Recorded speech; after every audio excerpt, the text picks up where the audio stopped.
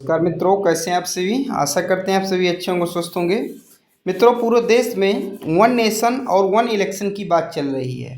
आज हम इसको समझेंगे कि वन नेशन वन इलेक्शन है क्या, आखिरकार ये है क्या, और इससे क्या फ़ायदा होगा और इससे क्या नुकसान होने वाला है। तो हम पूरे इसके बारे में चर्चा करेंगे। जिसे वन नेशन वन इलेक्शन, जिसे हिंदी में कहते हैं एक राष्ट्र और एक चुनाव। तो एक राष्ट्र एक चुनाव है क्या, मोदी जी इसके बारे में क्यों जोर दे रहे हैं, इसके लिए एक कमेटी भी बनाई गई। उस कमेटी का क्या नाम है तथा इससे क्या फ़ायदे हैं, इसके क्या नुकसान हैं, तो हम इस वीडियो में चर्चा करेंगे। ठीक है, तो चलिए शुरू करते हैं बिना किसी देरी के वीडियो हमारा। तो देखिए, एक राष्ट्र एक चुनाव का मतलब क्या है। देखिए, एक राष्ट्र एक चुनाव का मतलब है कि यानी कि पूरे देश में एक साथ चुनाव करवाना, यानी कि जैसे लोकसभा और सभी राज्यों की राज्य विधानसभा में एक साथ ही चुनाव करवाना, इसका उल्लेख है। मतलब इसका मतलब है एक राष्ट्र और एक चुनाव का मतलब। और ग्रामीण में जैसे ग्राम पंचायती के चुनाव हो गए, नगर पालिका के चुनाव हो गए, और लोकसभा राज्यसभा, इन सभी चुनावों को एक ही समय पर एक ही टाइम पर करवाना क्या होता है, इसको कहते हैं एक राष्ट्र एक चुनाव। ठीक है, और अब बात आती है क्या इसके पहले कभी हुए भारत में एक राष्ट्र एक चुनाव। तो जी हाँ, इसके पहले भारत में एक राष्ट्र एक चुनाव हो चुके हैं। जैसे कि 1952 से 57, 57 से 62, 65 से 67, ये एक राष्ट्र एक चुनाव इसके पहले हो चुके हैं। लेकिन राजनीतिक अस्थिरता के कारण ये चुनाव बंद हो गए थे, लेकिन ऐसा हो चुका है। अब इसके बारे में समझते हैं कि इसका मतलब क्या है। इसके बाद में हम क्वेश्चन आंसर में भी चलेंगे। अब हम समझते हैं कि अगर एक नेशन एक चुनाव लागू होता है, एक राष्ट्र एक चुनाव लागू होता है, तो उससे क्या फ़ायदा होने वाला है। तो सबसे पहले फ़ायदा ये है कि जो बार बार आचार संहिता लगानी पड़ती है, उस आचार संहिता को नहीं लगानी पड़ेगी। इस एक फ़ायदा हो गया। दूसरा फ़ायदा ये है कि जो है चुनाव, जो बहुत ज़्यादा चुनाव करवाने में क्या होता है, रुपये लगता है, सरकार का बहुत पैसा खर्च होता है, सेंट्रल गवर्नमेंट का, तो पैसा बचेगा। तो ये हो गया। और बार बार जो परेशानियां होती है आचार संहिता लगाने के बाद, जो सेवाएं थोड़ी बहुत स्थगित होती तो वो नहीं होंगी। तो कुछ इससे क्या है, फायदे भी हैं, इसलिए जो है मोदी सरकार इस पर जोर दे रही है। तो अब इन्हीं चीज़ों को हम एक क्वेश्चन आंसर के माध्यम से समझेंगे, तो बनिए रहेगा हमारे साथ। चलिए, पहला क्वेश्चन है हमारा। देखिए क्या करा पहला क्वेश्चन, कर एक राष्ट्र एक चुनाव का अर्थ क्या है। तो मैंने अभी आपको बताया एक राष्ट्र एक चुनाव का मतलब क्या है। तो एक राष्ट्र एक चुनाव का मतलब है लोकसभा, राज्य विधानसभा और स्थानीय निकायों में एक साथ चुनाव। स्थानीय निकायों का मतलब हमारा नगर पालिका आ गया, और ग्राम पंचायत, इनमें एक साथ चुनाव करवाना इसका सही है। तो इसका ऑप्शन नंबर हम सी के साथ जाएंगे, सी वाले एकदम सही उत्तर होगा। अगला प्रश्न है, चर्चा में रही रामनाथ कोविंद समिति का संबंध किससे है। तो इसका सही उत्तर होगा option number A, one nation one election से संबंधित क्या है, रामनाथ कोविंद समिति। यानी कि इसके लिए रामनाथ कोविंद नामक एक समिति बनाई गई थी। और रामनाथ कोविंद किनका नाम था, हमारे जो इसके पहले जो राष्ट्रपति थे, वर्तमान राष्ट्रपति कौन है, द्रौपदी मुर्मू, उसके पहले जो राष्ट्रपति थे रामनाथ कोविंद। और रामनाथ कोविंद किस नंबर के राष्ट्रपति थे, 14वें नंबर के, यानी कि 14 नंबर के राष्ट्रपति थे। तो उनके नाम पर ही एक समिति बनाई गई। ठीक है, तो आपसे पूछ ले तो आप लोग याद रखिएगा। अगला प्रश्न है हमारा, वन नेशन वन इलेक्शन पर गठित समिति के अध्यक्ष कौन थे। तो इसके अध्यक्ष कौन थे, तो रामनाथ कोविंद थे उसके अध्यक्ष उस समय। ठीक है, तो ए इसका सही उत्तर होगा।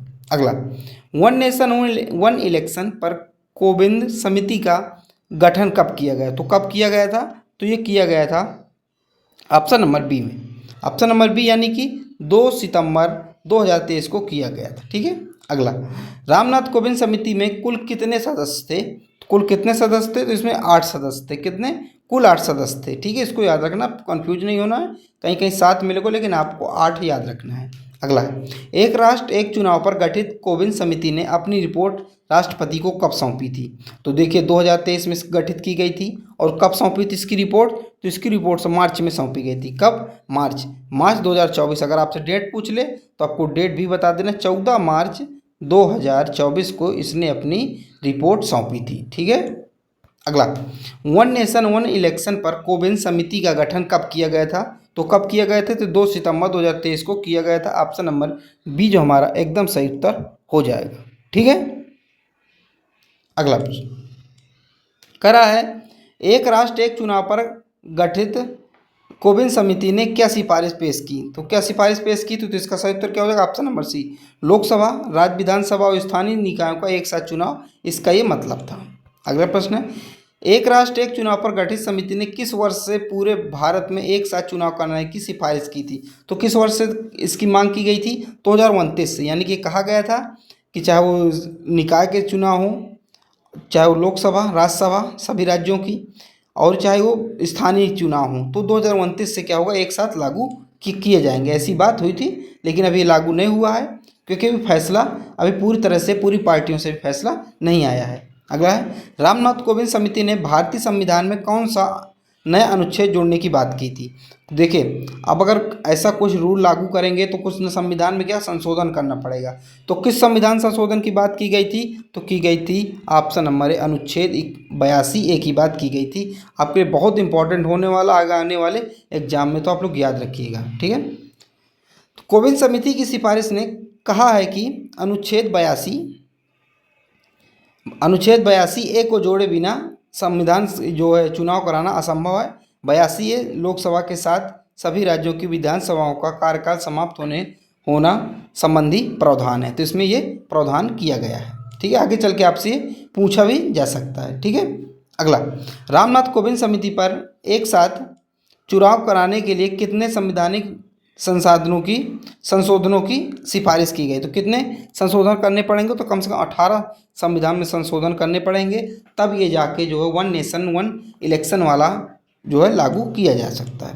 अब इसको क्वेश्चन कराने से पहले मैं आपको बता दूं, अगर आप किसी भी कंपटीशन की तैयारी कर रहे हो तो मैं आपको 8th मंथ का करंट अफेयर पार्ट वाइज आपको करवा चुका हूँ, 6 पार्ट में करवा चुका हूँ। तो आप जाके देख लीजिए, डिस्क्रिप्शन में प्ले लिस्ट उसकी दे दूंगा, आप जो यहाँ पर जाकर देख सकते हैं, ठीक है। अगला, एक राष्ट्र एक चुनाव पर गठित रामनाथ कोविंद समिति ने संविधान के किस अनुच्छेद में संविधान संशोधन की सिफारिश की है? तो किस में की है? तो ये की है अनुच्छेद जो है 83 और अनुच्छेद 172, उपयुक्त दोनों सी इसका एकदम से उत्तर हो जाएगा। अगला है, भारत में पहली बार एक साथ लोकसभा और विधानसभा चुनाव कब हुए थे? तो मैंने आपको बताया था ना, अभी एक साथ हो चुके हैं, ये कोई नई बात नहीं भारत के लिए। तो हुए थे ऑप्शन नंबर ए 1951 और 52 में, ठीक है। अब देखिए यहाँ से आप लोग अब देखिए, इसको कहा जा रहा है कि लोकसभा के प्रथम आम चुनाव और सभी राज्य विधानसभाओं के चुनाव जो है 1951 और 52 में एक साथ आयोजित कराए गए थे। यह अभ्यास वर्ष 57 में भी हुआ और 62 में और 67 में भी आयोजित किया गया था, लेकिन अस्थिरताओं के कारण और कुछ मुद्दों के कारण ये जो है अलग अलग चुनाव होने लगे, और वहाँ से ये जो परंपरा थी एक साथ चुनाव की वो हट गई, और इसी को मोदी सरकार दोबारा लाना चाहती है। अगला है, भारत में आखिरी बार एक साथ लोकसभा और विधानसभा का चुनाव कब हुए थे? तो कब हुए थे आखिरी बार? ये 1967 में। तो 20 का हमारा एकदम से उत्तर हो जाएगा, ठीक है। अगला प्रश्न, वर्ष 1983 में किसके अध्यक्षता में भारतीय निर्वाचन आयोग ने देश में एक साथ चुनाव कराने का सुझाव दिया था? तो किसके अध्यक्षता में दिया था? वो दिया था RK Trivedi. Option number D हमारा एकदम से उत्तर हो जाएगा, ठीक है। एग्जाम की दृष्टि से बहुत इंपॉर्टेंट टॉपिक है, ट्रेंडिंग टॉपिक है, और ये पूछा जाएगा, ठीक है। तो एकदम आप लोग इनको प्रश्न जो मेरे कम से कम 30 क्वेश्चन रहेंगे, 30 क्वेश्चन, इनको आप एकदम याद कर लीजिएगा, और जो इंपॉर्टेंट फैक्ट बता रहा हूँ उसको भी कर लीजिएगा, ठीक है। अगला है, वर्ष 1999 में किसके अध्यक्षता में भारतीय विधि आयोग ने देश में एक साथ चुनाव करने की सिफारिश की थी? तो किसकी सिफारिश पर किया था? तो ये किया था BP जीवन रेड्डी। तो इसका ऑप्शन नंबर ए इसका एकदम सही उत्तर हो जाएगा, ठीक है। अगला, वर्ष 2018 में किसके अध्यक्षता में भारतीय विधि आयोग ने एक साथ चुनाव करने की मसौदा रिपोर्ट प्रस्तुत किया था? तो किसकी? तो इसका सही उत्तर होगा option number B, BS Chauhan, इसका एकदम से उत्तर हो जाएगा। अगला है, भारत के राष्ट्रपति पद पर चुनाव लड़ने के लिए न्यूनतम आयु कितनी होनी चाहिए? तो न्यूनतम आयु 35 वर्ष होनी चाहिए, और उपराष्ट्रपति की भी न्यूनतम आयु 35 वर्ष होनी चाहिए। अब आयु संबंधी देख लीजिए, देखिए प्रमुख सदस्यों की न्यूनतम आयु, इसके बारे में हम चर्चा एक बार कर लेते हैं, ठीक है। देखिए, अगर पूछे राज्यसभा सदस्य और विधान परिषद सदस्य 30 वर्ष इसकी आयु, और लोकसभा सदस्य विधानसभा सदस्य 25 वर्ष, राष्ट्रपति उपराष्ट्रपति राज्यपाल ये 35 वर्ष, इसको याद रखिएगा। राष्ट्रपति उपराष्ट्रपति, लेकिन राज्यपाल का लोग 30 लगा देते हैं, उसका 35 है। ठीक है। प्रधानमंत्री, मुख्यमंत्री 25 वर्ष, ग्राम प्रधान 21 वर्ष और वोट डालने की उम्र 18 वर्ष। ये तो आपको याद होना चाहिए। पहले वोट डालने की उम्र 21 वर्ष थी, लेकिन 61वां संविधान संशोधन किया गया 1989 में। अब वोट डालने की उम्र जो है घटा के 21 से 18 वर्ष कर दी गई, 3 साल घटा दी गई। अगला प्रश्न, भारत में मताधिकार की न्यूनतम आयु कितनी है? तो अभी मैंने आपको बताया 18 वर्ष मताधिकार की न्यूनतम आयु, यानी कि वोट डालने की जो है न्यूनतम आयु 18 वर्ष है। 18 वर्ष से आप वोट डालने जा सकते हैं, लेकिन इसके पहले 18 वर्ष से पहले 21 वर्ष थी। इसके बाद हमारे संविधान में 61वां संविधान संशोधन किया गया, और कब किया गया? 1989 में किया गया। और जो 21 वर्ष थी वोट डालने की उम्र, उसको घटा के 18 वर्ष कर दिया गया।